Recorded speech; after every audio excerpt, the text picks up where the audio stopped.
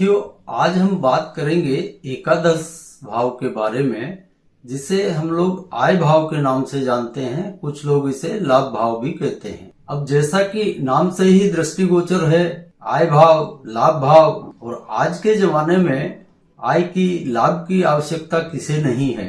और इस एकादश भाव यानी आय भाव के बारे में किताबों में काफी कुछ लिखा गया है, और कुछ मूर्धन्य विद्वानों ने तो इस आय भाव का इतना महिमा मंडन किया है कि सारी अतिशयोक्तियों को भी लांघ गए हैं। उनका कहना है कि एकादश भाव में जो भी ग्रह बैठ जाए वह धन के अंबार लगा देगा, महाधनी बना देगा। जितने ज्यादा से ज्यादा ग्रह एकादश भाव में बैठ जाएं, या जितने ज्यादा से ज्यादा ग्रहों की दृष्टि एकादश भाव पर जाए, भले वह शनि, मंगल, कोई भी ग्रह हो, जातक उसी मात्रा में महाधनी हो जाएगा। अब इस कथन के पीछे कोई तथ्य भी मौजूद है, या सिर्फ पढ़ी पढ़ाई या सुनी सुनाई बातों का ही महिमा मंडन हो रहा है? अब जरा आप ही विचार कीजिए, यदि मंगल चतुर्थ भाव में बैठकर अष्टम दृष्टि से एकादश भाव को देखें, या शनि की कोई सी भी दृष्टि उन पर हो, तो यहाँ पर एकादश भाव कमजोर होगा या मजबूत होगा? विचार करने की बात है। अब इसके लिए हमको सबसे पहले तो आय भाव को समझना होगा कि यह वास्तव में है क्या। यदि आप वास्तविक रूप में देखें तो एकादश भाव यानी आय भाव हमारी इच्छाओं का है। अब यह जरूरी नहीं है कि हमारी इच्छाएं अच्छी ही हों, वो बुरी भी हो सकती हैं। इच्छाओं का कुछ नहीं है, वो अच्छी बुरी वक्त की जरूरत के हिसाब से इंसान की होती हैं। और एक बात आप पक्का समझ लीजिए कि एकादश भाव जितना ही मजबूत होगा, उस जातक की इच्छाएं उतनी ही बलवती होती जाएंगी। एक इच्छा पूरी हुई नहीं, उसके पहले ही दूसरी इच्छा जन्म लेने लगेगी।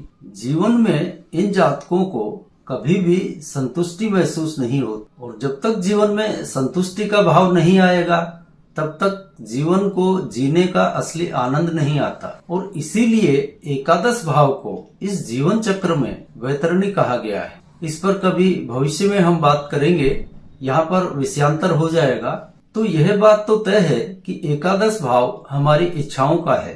तो आप इसे यूं भी समझ सकते हैं कि प्रकृति या ईश्वर कह लें, 11वें भाव के माध्यम से, आय भाव के माध्यम से हमारी इच्छाओं की पूर्ति करता है। और इन्हीं इच्छाओं की पूर्ति करने वाला भाव होने के कारण इसे आय भाव या लाभ भाव का नाम दिया गया। अब देखिए, आय तो किसी भी रूप में हो सकती है। यह जरूरी नहीं है कि वह धन के रूप में ही हो। आपके पास अच्छा शरीर है, यशमान है, तो वह भी तो आय ही है।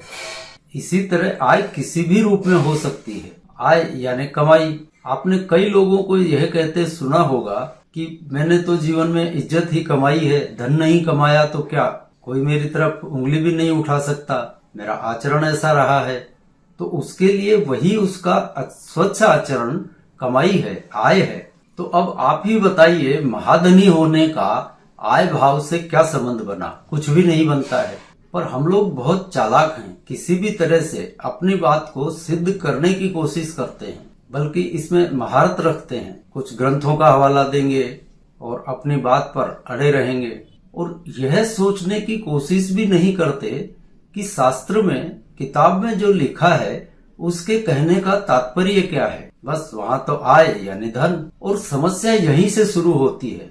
हम दिन को रात और रात को दिन सिद्ध करने की कोशिश करते हैं, और किताबों का, शास्त्र का हवाला देकर। ऋषि मुनियों ने जो भी कहा है वह बहुत सत्य कहा है, उसमें लेस मात्र भी झूठ नहीं है। लेकिन क्या कभी हम यह सोचते हैं कि हमारे ऋषि मुनियों का स्तर क्या था? वह किस ऊंचाई से बोलते थे? उनके कहने का तात्पर्य क्या है? क्या हमारे अंदर यह सामर्थ्य है कि हम उनके शब्दों को, जो वो कहना चाहते हैं, उस रूप में समझ सकें? मेरे हिसाब से तो बिल्कुल भी नहीं है। ऋषि मुनियों की वाणी को समझने के लिए, उस पर अमल करने के लिए हमको भी अपने बुद्धि का स्तर उन्हीं के लेवल तक ले जाना होगा, तभी हम उन बातों की गहराई को समझ सकते हैं और उससे कुछ फायदा उठा सकते हैं।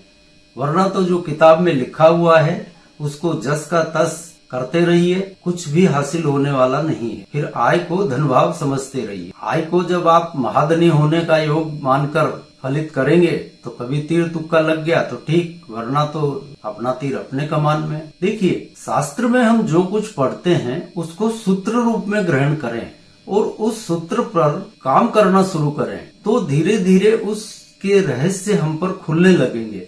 जहां आपने एक सूत्र को सुलझा लिया तो दूसरे का रास्ता वहीं से अपने आप निकल जाएगा। आपको ज्यादा कुछ नहीं करना, सूत्र को समझना है और उस पर अमल करना है। और यदि किताबों में कही गई बातों को जस का तस अप्लाई करेंगे तो जो होता आ रहा है वही होगा। ज्योतिष में से अधिकतर लोग तो इसलिए छोड़कर चले जाते हैं कि जो कुछ किताबों में लिखा गया है या जो कुछ उनको पढ़ाया गया है वह काम करता नहीं है। थक हार के वो छोड़ देते हैं, निराश हो जाते हैं। और कुछ जिनकी मजबूरी है वो लगे रहते हैं उसको उसी रूप में ढोते रहने के लिए। अब हमसे भी कई लोग पूछते हैं कि आप यह कौन सी किताब में पढ़कर सीखे हैं। और एक बंधु ने तो यहाँ तक पूछा कि आप क्या यह किसी किताब में पढ़कर सुनाते हैं। तब क्या कहें उनको। हमने यही कहा कि भाई तेरे को वह किताब मिल जाए तो मेरे को भी भेज देना, बड़ी कृपा होगी आपकी, एहसान होगा आपका। किताबों में ही यदि सब कुछ होता तो फिर दिमाग लगाने की जरूरत ही नहीं है। ईश्वर ने हमको दिमाग क्यों दिया, बुद्धि क्यों दी है? अप्लाई करने के लिए दी है ना, कि नकल करने के लिए। आइए, अब बातें तो बहुत हो चुकी, अब हम बात करते हैं कि यह आय भाव काम कैसे करता है और इसका असली मतलब क्या है और कुंडली में इसको देखना कैसे है। और आप जो सूत्र मैं आपको बता रहा हूँ उनको स्वयं की कुंडली पर या जो भी कुंडलियां हों आपके पास उन पर अप्लाई करके देखिएगा, 100% आपको सच मिलेगा। तो सबसे पहले तो आय भाव को धन भाव समझने का या धन का माध्यम समझने का विचार अपने दिमाग से बिल्कुल निकाल दीजिए, वरना तो बात वहीं की वहीं रह जाएगी, कुछ भी हासिल होने वाला नहीं है। धन भाव के लिए तो परमात्मा ने या हमारे ऋषि मुनियों ने द्वितीय भाव को तय कर ही रखा है।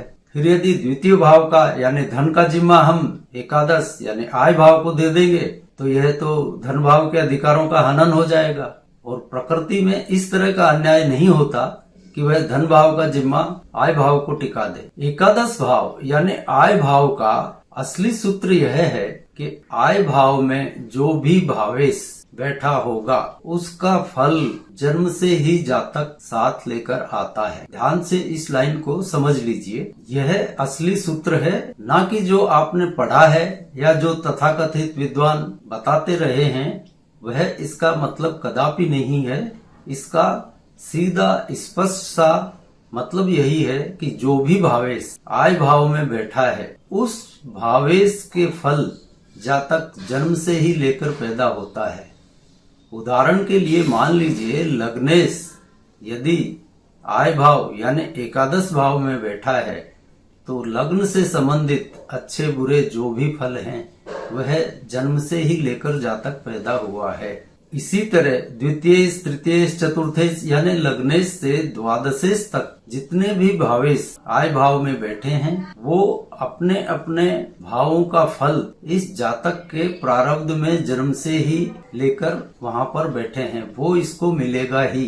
यानी जन्म से ही जो भी अच्छे या बुरे भावेश वहां बैठे हैं एकादश भाव में उनका लाभ जातक को मिलेगा ही। अब बताइए आय भाव का धन से क्या संबंध हुआ। हाँ, यह तो माना जा सकता है कि द्वितीय से यदि आय भाव में बैठा हो तो धन का लाभ देगा, इतना तो सही है। लेकिन यदि तृतीय वहां बैठा है तो उसका धन से क्या लेना देना, वह तो जातक को मेहनती बनाएगा। सोचने की बात है। तो इसी तरह से आप सभी भावेशों का विचार करेंगे कि एकादश भाव में जो भी भावेश बैठा है तो आपको बिल्कुल स्पष्ट समझ में आ जाएगा कि इसका मतलब क्या है। फिर यह तीर तुक्के लगाने की आवश्यकता ही नहीं पड़ेगी। एक और मिथ देखिए, कुछ विद्वान यह भी कहते हैं कि एकादश भाव में जितने ज्यादा से ज्यादा ग्रह बैठ जाएंगे तो उनकी दृष्टि पंचम भाव पर पड़ेगी। यानी सप्तम दृष्टि सभी की होती है तो वहां जो भी भावेश बैठे होंगे उनकी दृष्टि पंचम भाव पर तो स्वाभाविक है कि जाएगी ही। इसका फल वह यह बताते हैं कि इससे पंचम भाव मजबूत हो जाता है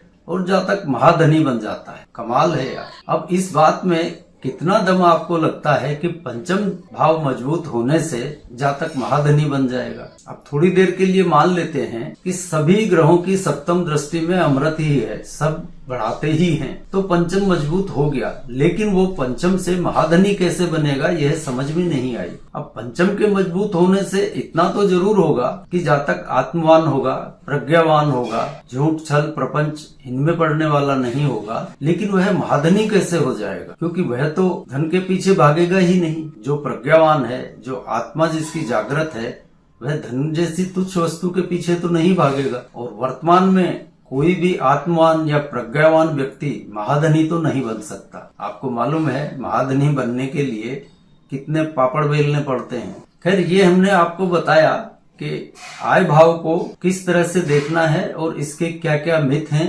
उन मिथ में मत पड़िए, और जो सिंपल हमने आपको तरीका बताया आप इस तरह से अप्लाई कीजिए, आपको 100% सही रिजल्ट इसके मिलेंगे। और अब एक सवाल ले लेते हैं। श्री चिरायु शर्मा जी ने पूछा है, एकादश भाव एक्टिव हो गया है और पंचम डीएक्टिवेट हो गया है। एकादश भाव में कोई ग्रह नहीं बैठा है और जो डीएक्टिवेटेड पंचम भाव है उसमें 2 ग्रह वक्री बैठे हैं, तो इसको किस तरह से फल कथन करेंगे? शायद यही सवाल है शर्मा जी आपका, जहाँ तक मैंने समझा है।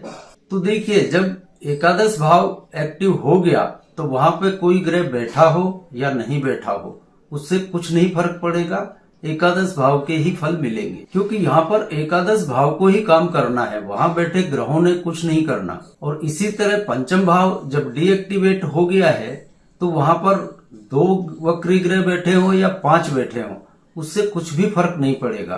पंचम भाव डीएक्टिवेटेड है, वहां से बैठे हुए ग्रहों का कोई लेना देना नहीं है। भावों को एक्टिव या डीएक्टिवेट करने का काम दशा के ग्रह करते हैं, और एक ग्रह की दशा में दूसरा कोई ग्रह दखल नहीं देता है। जैसे रक्षा मंत्री है तो विदेश मंत्री उसके कार्य में जाकर दखल नहीं देगा, वो अपना काम करेगा, वो अपना काम करेगा। क्योंकि जिस ग्रह की दशा है सारी सत्ता उस समय में उसके पास है। इसलिए आप यह जो मिथ है किताबों में इसको छोड़ दीजिए और सीधा सीधा चलिए। एक और मिथ है, उसकी भी लगे हाथ बात कर लेते हैं कि ग्रह के ऊपर ग्रह की दृष्टि गई ये हो गया। जैसे उदाहरण के लिए शनि के ऊपर गुरु की दृष्टि है तो शनि शरीफ हो जाएगा। ग्रहों के ऊपर किसी ग्रह की दृष्टि उस ग्रह के प्रभावों पर या दिए जाने वाले फलों पर कोई इफेक्ट नहीं रखेगी। अब जैसे कि शनि की मान लीजिए दशा चल रही है और शनि कहीं बहुत कारक है उस कुंडली के लिए, खराब फल नहीं दे रहा है, तो उस पर यदि गुरु की दृष्टि पड़ रही है तो उसमें कह दिया जाएगा कि गुरु की दृष्टिवश ऐसा हो रहा है। तो गुरु की दृष्टि होने से शनि यहाँ शरीफ नहीं हो जाएगा। उसके अंदर तुला लग्न में जैसे मान लीजिए अच्छी